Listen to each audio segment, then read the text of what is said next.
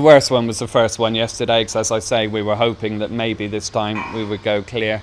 But a lovely young heifer, couple of months pregnant, came in, really super heifer, and everyone was just doing their jobs, and suddenly the vet said, "Oh dear," and we all stopped to look, and he very carefully measured again and again to make sure we had it right, shook his head, and we realised we had our first reactor. So that animal then, obviously everything's recorded, they take a DNA sample from her and put a tag in her, and that animal will now be taken from the farm in the next few days to be killed. So we'll actually lose her and the calf inside of her, which is true of the other animals that have reacted since. It won't be for very long that she'll be isolated, and then she'll be loaded up and taken away.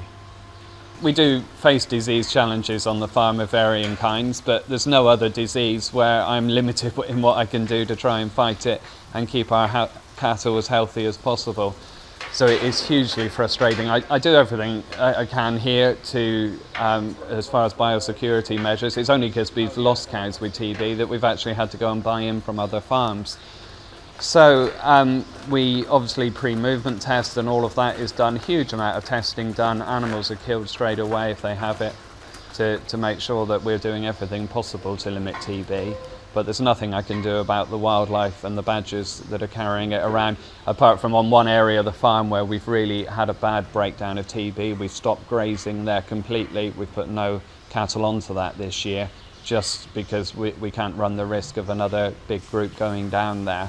So we're basically doing everything we can, but it's not enough, because you know, we see badgers around the yard sometimes at night and there's no way of stopping them and keeping them back.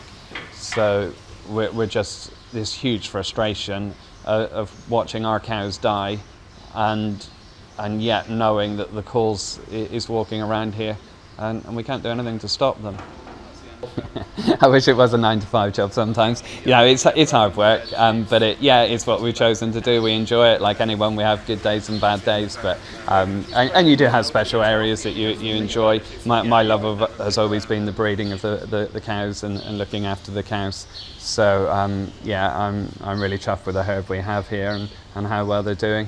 So yeah, I've been on the farm. You know, I was out with my dad when I was a little nipper, and now my little boy, who's 4, is coming on behind me, and he wants to be up here with me now as well. So it's a family thing. I think it gets in your blood, and you do enjoy it.